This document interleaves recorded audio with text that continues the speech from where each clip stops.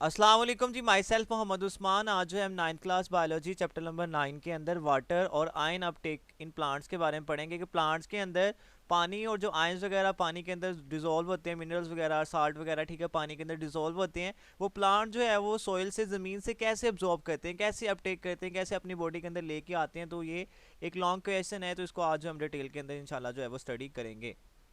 तो हम स्टार्ट करते हैं जी आज के लेक्चर को। तो आज के लेक्चर का टॉपिक है water and ion Uptake in plant, कि वाटर और आयन का जो है वो अपटेक कैसे होता है प्लांट्स के अंदर। सिंपल सा इस लाइन का मतलब ये है कि प्लांट जो है वो ज़मीन से कैसे पानी और पानी के अंदर कुछ आयन वगैरह, ठीक है, और कुछ साल्ट वगैरह डिजोल्व होते हैं, उन्हें कैसे जो है वो अपटेक कर रहे होते हैं। तो इसमें सबसे जो मेन किरदार, मेन जो इंपॉर्टेंट रोल प्ले कर रही है वो कौन है? रूट्स। तो सबसे पहले हम फंक्शंस ऑफ रूट्स पढ़ते हैं। पूरे लेक्चर के अंदर हमने दो चीज़ें पढ़नी है जी। सबसे पहले आपको पता होना चाहिए हमने पढ़ना क्या है। तो हम इस पूरे लेक्चर में पढ़ेंगे कि रूट जो जड़ें होती हैं उनका फंक्शन क्या होता है, उसका स्ट्रक्चर क्या है। बस ये हमने पूरे लेक्चर के अंदर पढ़ना है कि function and structure of root. तो सबसे पहले हम पढ़ते हैं कि फंक्शन ऑफ रूट्स क्या है, कि जड़ें जो है वो प्लांट्स के अंदर होती हैं वो क्या काम करती हैं। तो roots in plant perform following function, ये फॉलोइंग फंक्शन जो है वो प्ले कर रही है रूट्स।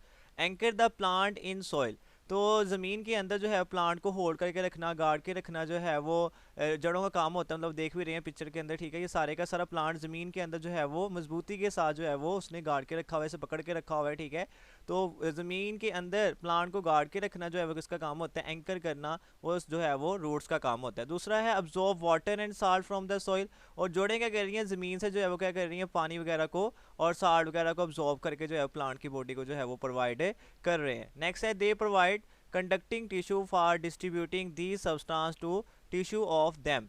ये बस ये नहीं कि रूट्स जब पानी और जो है वो साल्ट वगैरह को अब्जॉर्ब कर रहे हैं, दूसरा ये हमें कंडक्टिंग टिश्यू भी जो है वो प्लांट्स को क्या कर रहे हैं? प्रोवाइड कर रहे हैं, ठीक है। तो कंडक्टिंग टिश्यू ये प्लांट्स को प्रोवाइड कर रहे हैं। वो कंडक्टिंग टिश्यू हमने कल भी पढ़ा, जिसका नाम क्या होता है? वस्कुलर टिश्यू होता है। इसमें जाइलम और फ्लोएम आता है, लेकिन वाटर को पत्तों तक ले जाने के लिए रिस्पॉन्सिबल कौन होता है जी? जाइलम होता है। तो ये जो रूट्स होंगे इनके अंदर जाइलम्स होंगे, ठीक है। तो ये जाइलम को वाटर देंगे और जाइलम क्या करेगा? उस वाटर को एरियल पार्ट तक जो है वो ले जाएगा। तो इट मीन्स तीन फंक्शन हो गए रूट्स के। पहला फंक्शन क्या है कि ज़मीन के अंदर प्लांट को जो है वो होल्ड करके रखना, मजबूती के साथ पकड़ के रखना, ठीक है, एंकर करना। फिर जो है वो ज़मीन से वाटर और साल्ट को अब्जॉर्व करना। फिर तीसरा है कंडक्टिंग टिश्यू जो है वो प्रोवाइड करना, ताकि उनको आगे जो वाटर को डिफरेंट टिश्यूज़ के पार्ट ट्रांसपोर्ट किया जाए। इसका कंडक्टिंग टिश्यू में सबसे जो मेन होगा उसका नाम क्या होगा? जाइलम टिश्यू जो है वो उसके अंदर मेन जो है वो इसके अंदर अपना प्ले रोल करे, जो है वो अदा करेगा। तो नेक्स्ट हमारे पास जो है फंक्शन ऑफ रूट्स बस तीन ही थे। अब उसके हम स्ट्रक्चर को डिटेल में पढ़ेंगे, ठीक है। तो स्ट्रक्चर हम पढ़ेंगे उसके।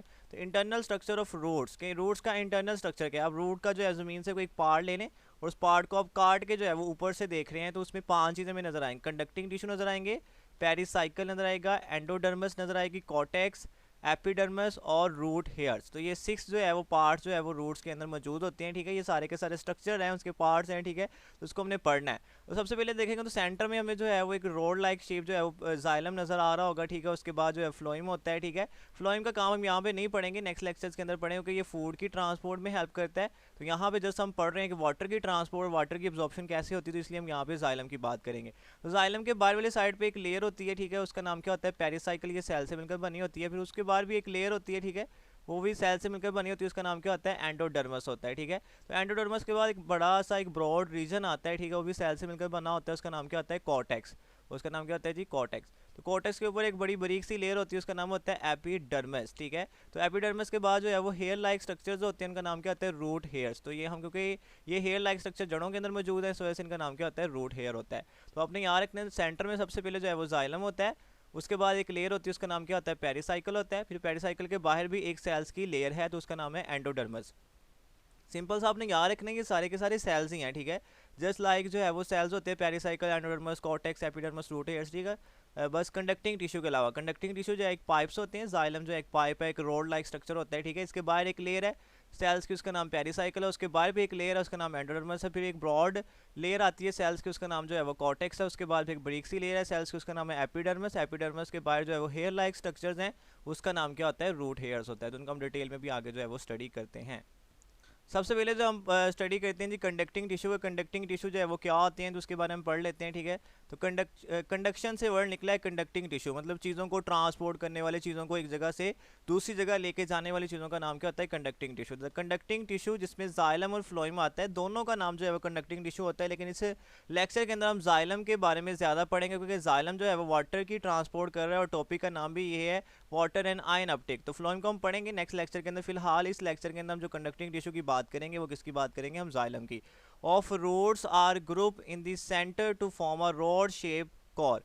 तो ये जो जाइलम और फ्लोएम होते हैं, ये रॉड शेप जो है वो इस तरह के जो है बड़ी बड़ी सलाखनुमा जो है वो स्ट्रक्चर होते हैं, ठीक है। तो ये रॉड शेप जो है वो एक बना देते हैं सेंटर के अंदर रूट के, ठीक है। इस तरह के रॉड्स प्रेजेंट है। रूट अगर हम काट के देखेंगे तो रूट के बिल्कुल सेंटर में जो हमें पार्ट नजर आएंगे वो रॉड शेप जो है वो स्ट्रक्चर नजर आएंगे, उनका नाम क्या होगा, कंडक्टिंग टिश्यू। पहले जाइलम आएगा, बाद में क्या आएगा, फ्लोएम आएगा।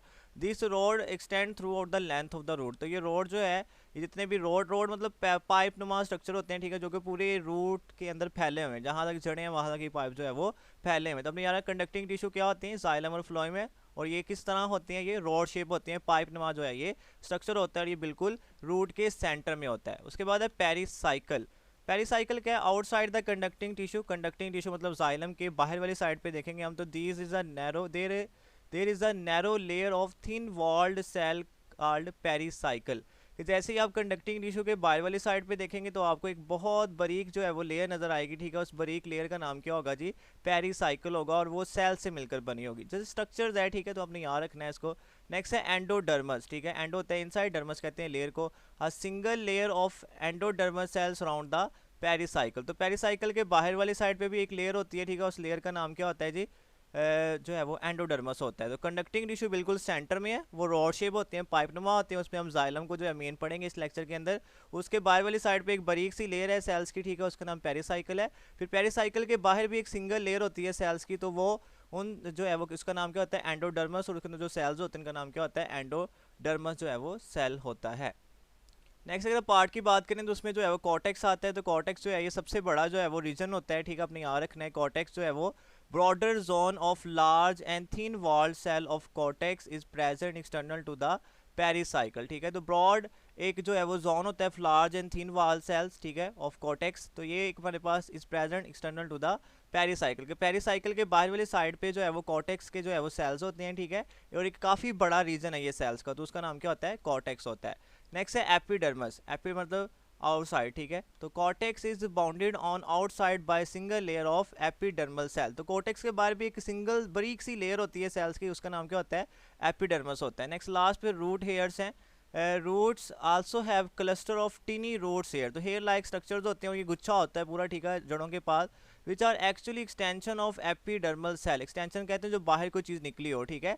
तो एपिडर्मल सेल से जो है ये बाहर को निकली, मतलब फर्ज कर लें ये एपिडर्मल सेल्स हैं, ठीक है, एक लेयर है उसकी, यहाँ से जो है इस तरह के हेयर लाइक स्ट्रक्चर जो है वो बाहर को निकले हुए हैं, ठीक है। उन हेयर लाइक स्ट्रक्चर का नाम क्या है, रूट्स हेयर्स हैं, ठीक है। तो एक्सटेंशन कहते हैं बाहर को निकले हुए स्ट्रक्चर को। तो आपने याद रखना है क्लस्टर्स ऑफ जो है वो हेयर लाइक स्ट्रक्चर्स होते हैं रूट्स के पास, उनका नाम क्या होता है जी, रूट हेयर होता है। और ये कहाँ से निकले होते हैं, एपिडर्मस से निकले होते हैं। तो सिंपल सी अगर हमने रिवाइज करें तो सेंटर में जो है हमारे पास वो क्या होता है, वो एक रॉड शेप जो है वो स्ट्रक्चर है, ठीक है, उसका नाम क्या है, कंडक्टिंग टिश्यू है। उसके बाहर वाली साइड पे एक लेयर होती है, उसका नाम पेरिसाइकिल होता है। फिर एक बाहर लेयर आती है, उसका नाम एंडोडर्मस होता है। फिर एक ब्रॉडर रीजन आता है, ठीक है, उसका नाम कॉर्टेक्स होता है। उसके बाद जो है फिर एक लेयर आती है, उसका नाम एपिडर्मस होता है। फिर हेयर लाइक स्ट्रक्चर्स होते हैं, उसका नाम क्या होता है, रूट हेयर। तो ये जस्ट स्ट्रक्चर्स हैं, तो उनको हमने जो है वो तरतीब वाइज जो है अपने इसको याद कर लेना है। नेक्स्ट पढ़ते हैं जी फंक्शन ऑफ रूट हेयर के। रूट हेयर जो होते हैं उनका फंक्शन क्या होता है, ठीक है। तो रूट हेयर्स जो है वो क्या कर रहे हैं, तो root hair provide large surface area for absorption. तो ये जड़ों का जो है सरफेस एरिया जो है बढ़ा देते हैं, उसकी जो है वो सरफेस को बढ़ा देते हैं ताकि ज़्यादा से ज़्यादा पानी जो है वो क्या हो, अब्जॉर्ब हो। They grow out into the spaces between soil particle where they are in direct contact with water. तो ये जो है फैलते रहते हैं जड़ों से, ठीक है, और ज़मीन के साथ जो है वो डायरेक्ट अटैच हो जाते हैं, और वहाँ से क्या करते हैं, वाटर को जो है वो अब्जॉर्ब कर रहे होते हैं। तो मीन इसका मतलब ये है कि इन्होंने रूट का जो है वो सरफेस एरिया, उसकी सतह को बढ़ाना है ताकि पानी की जो है वो अब्जॉर्प्शन मैक्सिमम हो सके। Next absorption and transport of water जो है वो कैसे हो रही है, तो cytoplasm of root hair has higher concentration of salt than soil water. तो आपने यहाँ रख रहे हैं रूट्स के अंदर जो रूट हेयर हैं, ठीक है, उनके जो साइटोप्लाज्म, उनके अंदर सेल होंगे, तो साइटोप्लाज्म के अंदर ज़्यादा साल्ट होता है। जहाँ पे ज़्यादा साल्ट होता है वहाँ पे पानी कम होता है, ठीक है। तो क्या होता है कि ज़मीन के अंदर पानी ज़्यादा है और रूट्स के अंदर पानी कम है, तो वहाँ से पानी जो है वो खुद ब खुद मूव करता है किसके जरिए, ऑस्मोसिस के जरिए। हमने पिछले चैप्टर में पढ़ा था कि रूट और रूट हेयर जो है पानी को अब्जॉर्ब कर रहे होते हैं किस प्रोसेस के जरिए, ऑस्मोसिस के जरिए, ठीक है। Salt also enter root by hair by diffusion and active transport. तो ज़मीन से साल्ट को भी जो है वो डिफ्यूजन के जरिए साल्ट इंटर हो रहा होता है, लेकिन कभी कभी प्लांट को ज़रूरत होती है ज़्यादा साल्ट की, तो फिर वो एनर्जी लगा के भी साल्ट को क्या कर लेते हैं, अंदर लेके आते हैं। तो आपने सिंपल याद रखना है कि जो वाटर पड़ा हुआ है ज़मीन के अंदर वो रूट्स की जानिब क्यों आ रहा है, क्योंकि रूट्स के साइटोप्लाज्म के अंदर साल्ट ज़्यादा है और पानी कम है, तो पानी हमेशा ज़्यादा से कम की जानिब जाता है, ठीक है। तो सोइल में पानी ज़्यादा है, रूट के पास पानी कम है, तो खुद ब खुद जो है मूव करता हुआ चला जाएगा और उस प्रोसेस का नाम क्या होगा, ऑस्मोसिस होगा।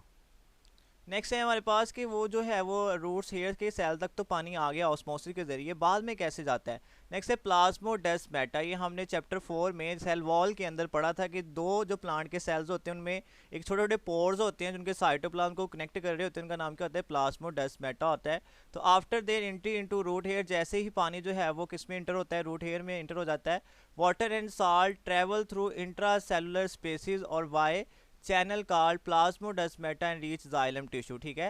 तो इंट्रासेलुलर स्पेस मतलब सेल्स की जो बाहर वाली जगह होती है वहाँ से भी वो मूव करता हुआ जाइलम के पास जा सकता है। यहाँ एक सेल से दूसरे सेल में जाना होगा तो वो किसको यूज़ करेगा, ये वाले पोर को यूज़ करेगा। इस पोर का नाम क्या होता है, प्लाज्मोडेस्माटा होता है। वो पोर जो कि दो सेल प्लांट के सेल वॉल के बिटवीन जो है प्रेजेंट होता है, दो प्लांट की सेल वॉल के बिटवीन जो पोर प्रेजेंट होता है उसका नाम क्या होता है, प्लाज्मोडेस्माटा होता है। तो इसके जरिए पानी एक सेल से दूसरे सेल के पास जो है जाता है, इस तरह आगे से आगे जो है वो ट्रांसपोर्ट होता जाता है। वंस इन जाइलम, जैसे जाइलम पहुंचता है, water and salt are carry to all the aerial part of the plant. तो हमने कल भी पढ़ा था कि जाइलम जो कहता है वो वाटर को ट्रांसपोर्ट करता है एरियल पार्ट तक, वो वाले पार्ट जिनके साथ हवा का डायरेक्ट कनेक्शन है, उसमें स्टेम आ जाता है, लीव्स आ जाता है, ठीक है। वो सारे के सारे हिस्से आ जाएंगे ज़मीन से ऊपर, इतना भी हिस्सा है प्लांट का वो सारे का सारा एरियल पार्ट में होता है। नेक्स्ट अगर हम सारे लेक्चर को रिवाइज करें तो इस डायग्राम में हम सारे लेक्चर को जो है वो जल्दी जल्दी रिवाइज कर सकते हैं, ठीक है। ये हमारे पास रूट है, ठीक है, सारी की सारी जड़ है, तो उसको हमने एक पीस काट के जो है उसको हम बड़ा करके देख रहे हैं, ठीक है। उसमें देखें सबसे पहले हमारे पास जाइलम होता है, ठीक है, उसके अंदर जाइलम सेल्स है, जाइलम के बाहर एक लेयर होती है उसका नाम क्या होता है, एंडोडर्मस, ठीक है। जाइलम के इस साइड पे यहाँ पे एक पेरिसाइकिल भी होती है, वो यहाँ पे मेंशन नहीं है, ठीक है। यहाँ पे एक पेरिसाइकिल के बाद एंडोडर्मस फिर आती है, फिर उसके बाद एक बड़ा सा रीजन होता है उसका नाम क्या होता है, कॉर्टेक्स, ठीक है, ये भी सेल से मिलकर बना होता है। फिर कॉर्टेक्स के बाद जो है फिर एक लेयर होती है उसका नाम क्या होता है, एपिडर्मस होता है। फिर जो है वो हेयर लाइक स्ट्रक्चर्स होते हैं उनका नाम क्या होता है, रूट हेयर होता है, ठीक है। तो यहाँ सोइल से वाटर जो है वो जाता है, सोइल से वाटर ये जो सेल्स के बाहर वाली खाली जगह है बाहर, ठीक है, उस स्पेसी से गुजरता हो भी कहाँ तक जा सकता है, वो जाइलम तक जा सकता है। इंट्रा सेलुलर स्पेस मतलब सेल्स के इर्द गिर्द जो खाली जगह होती है वहाँ से पानी गुजर के भी आगे जा सकता है। यहाँ उसके बाद एक ऑप्शन ये है कि वो सेल्स के प्लाज्मोडेस्माटा से होता होता जो है वो कहाँ तक पहुँच जाए, जाइलम तक जो है पहुँच जाए। प्लाज्मोडेस्माटा क्या है, दो सेल जो प्लांट के सेल्स हैं उनके जो सेल वॉल के दरमियान छोटा सुराख होता है उसे हम कहते हैं प्लाज्मोडेस्माटा। तो पानी के पास जाइलम तक पहुँचने के लिए दो ऑप्शन है। पहला ऑप्शन क्या है कि वो जो सेल्स के दरमियान खाली जगह है वहाँ से होता होता कहाँ तक पहुँच जाए, जाइलम सेल तक। दूसरा वो प्लाज्मोडेस्माटा को जो है वो यूज़ करता हुआ कहाँ तक पहुँच जाए, जो है वो जाइलम तक। और प्लाज्मोडेस्माटा को हम चैनल्स भी कहते हैं, ठीक है, मतलब चैनल्स क्या होती हैं, ट्यूब्स होती हैं, ठीक है, तो दो सेल्स को आपस में जोड़ रही हैं। तो उम्मीद है जी आज का लेक्चर आपको समझ आ गया होगा, फिर भी कोई मसला मसाइल अगर आ रहा है तो आप मैसेज करके जो है वो आंसर पूछ सकते हैं।